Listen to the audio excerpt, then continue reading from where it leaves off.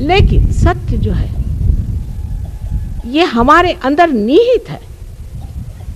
सत्य को हमें अपने मज्जा तंतु पे जानना है, अपने सेंट्रल नर्वस सिस्टम पे जानना है। जैसे ये चीज़ ठंडी है या गर्म है, ये जिस तरह से हम जानते हैं उसी तरह से हमें सत्य को अपने सेंट्रल नर्वस सिस्टम में जानना है। माने जिसे हम कहते हैं कि यह हमें विद होना चाहिए, इसका बोध होना चाहिए। बोध का मतलब ये नहीं कि हमने किताब जाके पढ़ी। संत तुकाराम ने कितनी किताबें पढ़ी थी। ज्ञानेश्वर जी वो तो इतनी छोटी उम्र में ही समाधि प्राप्त कर गए। हमारे यहाँ कौन से साधु संतों ने यूनिवर्सिटी की डिग्री ली थी? और जो डिग्री लेते हैं उनमें से कितने साधु संत हुए?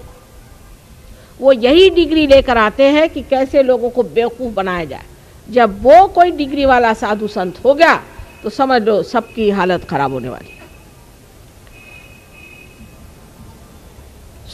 समझना ये चाहिए कि सत्य को जानने के लिए पहले हमें नम्रता में उतरना चाहिए। अभी तक हमने सत्य को नहीं जाना है। हमने जो अभी तक जाना है वो दूसरों की लिखी हुई बातें, दूसरों की पढ़ी हुई बातें, जो 4 लोगों ने बता दिया वो जानते हैं। इसने ये कहा, उसने ये कहा, उसने ये बताया। लेकिन हमने अपनी सेंट्रल नर्वस सिस्टम पे कुछ नहीं जाना। हमारी जो मज्जा संस्था है उस पर हमने कुछ नहीं जाना, उसका हमें अनुभव नहीं आया।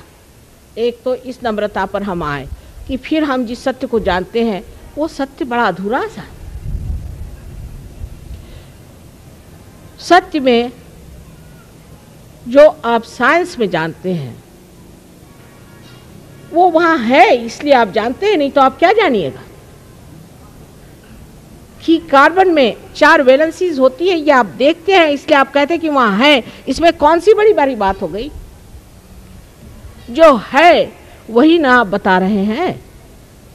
लेकिन जो नहीं जानते हैं, जिसके बारे में आप अनजान हैं, उसकी ओर अगर आपको दृष्टि करनी है तो नम्रतापूर्वक आपको जानना चाहिए कि अभी बहुत कुछ जानने का है। और जानना शब्द भी जो है ये ज्ञ से आया है, ज्ञ से आया है। इसका मतलब है हमारे मज्जा संस्था में उसकी प्रचीति होनी चाहिए, जिसको मराठी में जाणीव शब्द है। इस बात को आप समझ लीजिए कि अपने बुद्धि के जो आप हथकंडे घुमा रहे हैं या उसी से जो कुछ डोरे निकाल निकाल करके सारी दुनिया को नचा रहे हैं, उसमें आप भी नाच जाइएगा, आपके बच्चे भी नाच जाइएगा और सारी दुनिया नाचती रहेगी और कुछ फायदा नहीं होने वाला। सत्य को जानना चाहिए, या आप नम्रतापूर्वक पहले अपने अंदर सिद्ध कर लें। आप कुछ भी हो, जब तक आप आत्म साक्षात्कारी नहीं हैं तब तक हमारी नज़र में आप अनजान हैं। आत्मा का जब तक आपके अंदर प्रकाश नहीं है तब तक आपके पास वो अंतर्दृष्टि आई नहीं जिससे आप हमारे रंग को या कबीर के लाल रंग को समझ नहीं पाएंगे। मेरे लाल की लाली जित देखूं तित लाल, मैं गई देखन लाली हो गई लाल, मैं ही हो गई लाल। कौन सा लाल रंग था वो? किसकी बात कर रहे थे? ऐसे रंग रंगो रे रंग रेजो लाल लाल कर दीनी। वो लाल किसी को दिखाई देता है क्या?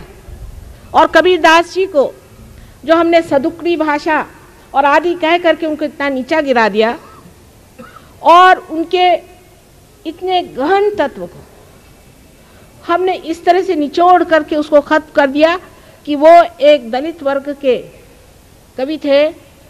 और मुझे बहुत आश्चर्य हुआ कि लंदन में रैदास जी का और कबीर दास जी का उन्होंने वहाँ मंदिर बनाया है और इस जगह इतनी बड़ी विभूति हो गई और हमने उसे जाना नहीं। और बैठे बैठे बुद्धि से हम ये निकाल रहे हैं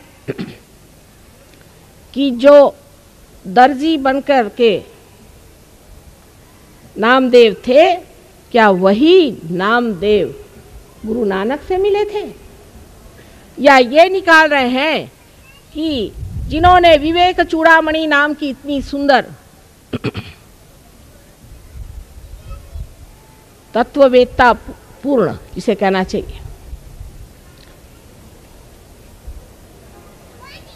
पुस्तक लिखी, ऐसे महान, ये तो बुद्धिवादियों को यही महान लगता है जिसमें वो चक्कर गिन्नी घुमाए, और उन्होंने इतनी ऐसी बात कैसी लिख दी जो सौंदर्य लहरी में है कि माँ की तुम स्तुति करो बस, और कुछ करो नहीं।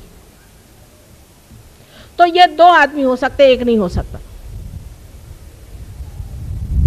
ये हमारे अक्लमंद जो लोग हैं, उन लोगों ने ये बातें ला के रख दी। ये सत्य को कैसे खोज सकते हैं? यह अहंकार का अन्वेषण है।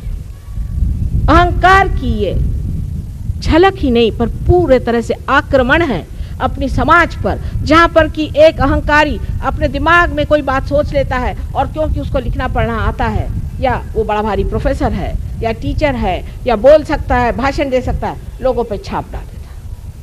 यहाँ ऐसे बहुत सारे तत्ववेत्ता हैं। एक हमने परसों सुने कि वो जा करके सब मारवाड़ी लोगों में जा करके बहुत ज़्यादा रुपया कमा रही हैं, और उनको लोग बड़ा तत्ववेत्ता समझते हैं, और वो गरीब लोगों से बताती हैं कि देखो भाई, गरीबी ठीक है, कोई हर्जा नहीं, ये तो पूर्व जन्म के कर्म से तुम पा रहे हो, और आप किस पूर्व जन्म के कर्म से ये कर्म कर रहे हैं, और आपका अगला जन्म क्या होगा। तो बुद्धि के तत्व में सबसे बड़ी जो चीज, जो महत्वपूर्ण घनी बात है, वो एक ही है कि हमारे अंदर धर्म जागृत होना चाहिए। जब धर्म जागृत होता है तभी हम सत्य को जानते हैं। अब धर्म का मतलब हम लोग ये समझते हैं हिंदू धर्म, क्रिश्चियन धर्म, फलाने धर्म, ये वो, ये धर्म है ही नहीं। कैसे हो सकते हैं बताइए आप? जब आप हिंदू धर्म की व्याख्या करते हैं,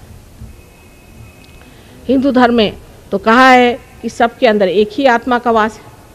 फिर आपने जातीयता कैसी बनाई? जब आपके धर्म में व्यास और वाल्मीकि जैसे लोग ब्रह्मर्षि कहलाए जाते हैं, फिर आपने जातीयता बनाई कैसे कि जन्म से ही आदमी धर्म को प्राप्त होता है। ब्रह्म को जानने वाला ही जब ब्राह्मण होता है, तो आपने जातीयता बनाई कैसी? आज जातीयता के नाम से लोग चिल्ला रहे हैं। इसको निकालने का तरीका बुद्धि से नहीं हो सकता। इसके लिए सत्य को प्राप्त होना पड़ेगा। जब तक आप सत्य को प्राप्त नहीं होंगे, तब तक आपके अंदर की जातीयता जा नहीं सकती। सत्य को प्राप्त होने के लिए दूसरी बात है कि धर्म में खड़ा होना पड़ेगा। धर्म में खड़ा होना क्या होता है, इसके लिए समझने की बात है। दो उदाहरण हम देंगे। एक श्री कृष्ण का। श्री कृष्ण को लोग सोचते हैं कि उन्होंने अहिंसा सिखाई। हाँ, सिखाई तो है अहिंसा, वो गरीबों के लिए, वो ऐसे लोगों के लिए जो त्रस्त है, लेकिन जो दुष्ट हैं उनके लिए अहिंसा नहीं सिखाई है, उनके लिए हिंसा सिखाई है। जिस वक्त कर्ण का पैर रथ के चक्के में फंस गया था और उनके ऊपर अर्जुन ने अपना गांडीव पकड़ा था, तो कर्ण ने उनसे कहा कि देख, तू भी वीर है, मैं भी वीर हूँ, और मुझे क्षत करने का तुझे अधिकार नहीं, जबकि मैं सशस्त्र नहीं हूँ। तब कृष्ण ने अपनी उंगली आगे करके कहा कि जिस वक्त द्रौपदी की लाज लूटी जा रही थी, तब तेरी वीरता कहाँ गई थी, मार इसे। कृष्ण को लेकर के जो अहिंसा की बात करते हैं, वो इसमें का भेद नहीं जानते। कहा जाता है हंसा श्वेता बका श्वेता को भेदो बक हंस यो नीरक्षीर विवेके तू हंसा हंसा बका बका। उसका विवेक जब तक आपके अंदर आएगा नहीं, तब तक आप समझ नहीं सकते धर्म क्या है। जिस वक्त ईसा मसीह, जो कि साक्षात अत्यंत पवित्र ओंकार स्वरूप अवतरण थे, एक वेश्या को देखते हैं कि उसको पत्थरों से मारा जा रहा है। उनका किसी वेश्या से क्या मतलब हो सकता है? वो जा करके खड़े हो जाते हैं और कहते हैं तुम में से जिसने कुछ भी पाप नहीं किया हो वो मुझे पत्थर मारे, मुझे पत्थर मारे। और सब ने अपने पत्थर डाले, क्योंकि वो जो अधिकार सत्य का उनके अंदर था उसके आगे चलना कठिन बात है। समझने की कोशिश करिए। आज हमारे देश में व्यक्तित्व नहीं है, चरित्र नहीं है। हम लोग रो रहे हैं, चरित्रहीन, दुर्बल, निर्बल, एक तरह से गुलामी लिए हुए इस पैसे के पीछे में चाहे जो करने के लिए हम लोग तैयार हो रहे हैं। उसकी वजह यह है कि अभी हमने ये जाना नहीं धर्म क्या होता है। जब आपके पास पैसा नहीं है, ठीक है, इसलिए गरीबों का पैसा लूटने की जरूरत नहीं। और अगर आप ही खुद, जैसे मैंने कल कहा आपसे कि आप शराब पीते हैं, तंबाकू खाते हैं, सिगरेट पे सिगरेट पीते हैं और यहाँ पर जाके स्ट्राइक करते हैं कि हमें ज़्यादा पैसा दीजिए, काहे के लिए? शराब ज़्यादा पीने के लिए। धर्म में आने का मतलब ये होता है कि एक संतुलन में रहना, एक मध्य भाग में रहना, इसको कि मॉडरेशन कहना चाहिए। जैसे इंसान हर एक चीज़ में अति पर चला जाता है, उस अति से छूटकर बीचों बीच खड़ा रहना, ये धर्म। अनेक धर्म बताए गए हैं, ये हमारे अंदर जो सद्गुरु हो गए उन्होंने बनाए हुए। स्त्री धर्म, स्त्री धर्म दो ही तरह के मैंने अपने देश में देखे, या तो आदमियों के जूते खाइए और या तो आदमियों को जूते मारिए, बीच में कोई चीज दिखाई नहीं देती। या तो सीता जी को एक धोबी घर से निकाल देता है और या तो कोई ऐसी औरत या कोई आकर के सारे लोगों की नाक कटा देती है। पति धर्म, पत्नी धर्म, मातृ धर्म, पितृ धर्म, ये सारे रिश्तेदारी के धर्म हैं। राष्ट्र धर्म, विश्व धर्म, ये सब से हम परिचित हैं।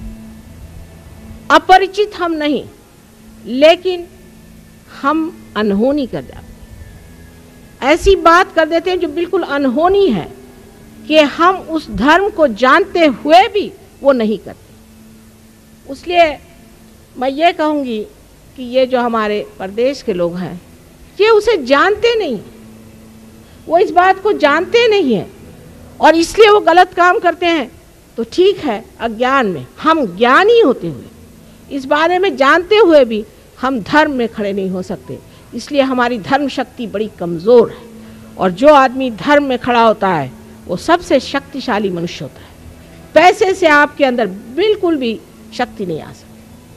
मैंने ऐसे ऐसे पैसे वाले देखे हैं कि जो लड़खड़ाते हुए खड़े रहते हैं, इसका पैसा नहीं दिया, उसका पैसा नहीं दिया, इनकम टैक्स वाले आने वाले हैं, ऐसा होने वाला, वैसा होने वाला है, मेरा लड़का पैसे लेके भाग गया, मेरी बीवी भाग गई, फलाना हो गया, ठिकाना हो गया। सत्ता से तो बिल्कुल भी नहीं आ सकते। सत्ता से आदमी इतना निर्बल हो जाता है क्योंकि दूसरों के हाथ में पड़ गया। दूसरे जब तक उसे सत्ता नहीं देंगे वो लड़खड़ाता खड़ा रहता है, भैया मेरे को वोट दो, मुझे वोट दो, मैं तुम्हारे पैर पड़ता हूँ, जूते तुम्हारे उठा लूंगा। किसी भी चीज से मनुष्य सबल नहीं हो सकता सिवाय आत्मा के। आत्मा ही आपको समर्थ कर सकता है, लेकिन सबसे पहले उसमें आपके अंदर धर्म स्थापना होनी चाहिए। और धर्मी की स्थापना करने के लिए मंदिर, मस्जिद और चर्च बनाने से होगा नहीं। अपने मंदिरों का हाल सुनिए तो भगवान बचा रखे, और चर्च का हाल मुझसे पूछिए आप, और मस्जिदों का हाल उनसे पूछिए जो मस्जिद में बैठ करके और गलत गलत सलाह करते, मंदिरों में बैठ करके बंदूकें चलाते। ये लोग धर्म को जानने वाले नहीं हैं, अधर्मी हैं, धर्म के नाम पे महा अधर्म कर रहे हैं। और आज हम ही इस बात को कह सकते, दूसरों की हिम्मत नहीं कि इस बात को कहें कि ये धर्म नहीं। धर्म मानवता का धर्म है। उसमें यह नहीं कि आप जाकर के 4 लोगों को बटोर के लाइए और मिशनरी जैसे उनके खाना पीने को देखिए और अपने लिए बड़े बड़े नोबेल प्राइजेस। ये धर्म नहीं है। धर्म वो है जहाँ मनुष्य अपने जीवन को संतुलन में रखता है। उसमें पूरा संतुलन हो जाता है। जहाँ वो प्रेम के धर्म में बसा हुआ रहता है, वो सहज में ही सारा कार्य करता है। कोई सी भी उसके अंदर से अगर ऐसी क्रिया घटित हो जाए जो बहुत ही अभिनव हो, उसके प्रति कोई भी उसे गर्व नहीं होता। ऐसा ही आदमी हम कहेंगे धर्म में होता है। पर आप कहिएगा माँ ऐसे आदमी आएंगे कहाँ से? सो बात ठीक है, ऐसे धर्म के आदमी कहाँ से आएंगे? जैसा मैंने कल कहा कि मार्क्स ने कहा कि ऐसे लोग होने चाहिए कि जो यहाँ स्टेटलेस हो जाए, स्टेट न रहे। ऐसे लोग होना चाहिए कि जो आपस में इतने प्रेम से रहे कि कोई झगड़ा ना हो। सबसे ज़्यादा डिवोर्स तो वहीं होते हैं जहाँ मार्क्सवाद चल रहा है। तो क्या गलती हो गई वहाँ पर?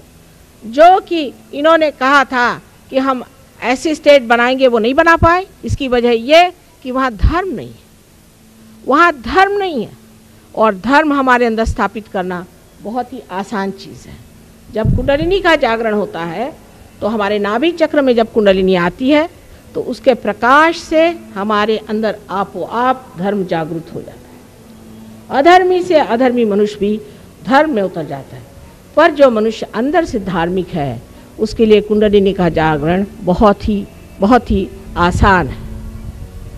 अब बहुत से लोग ऐसे भी होते हैं कि जो धर्म के नाम में अनेक गलतियां कर जाते हैं। वो सीधे साधे भोले भाले लोग होते हैं। जैसे ये बता रहे थे, हमने ऐसे बहुत सारे देखे, विलायत में भी देखे और यहाँ भी देखे हैं, जो कि गुरुओं के चक्कर में घूम पड़ते हैं और उसमें पैसा देते हैं और उनके चरण छूते हैं और उनसे सोचते हैं कि भाई अगर हमारा गुरु जाएगा स्वर्ग में तो हमें भी साथ ले जाएगा। लेकिन वो तो नर्क में जा रहे हैं और उनके साथ सभी नर्क में जाने वाले। उसके लिए पैसा देकर के आप नर्क जा रहे हैं।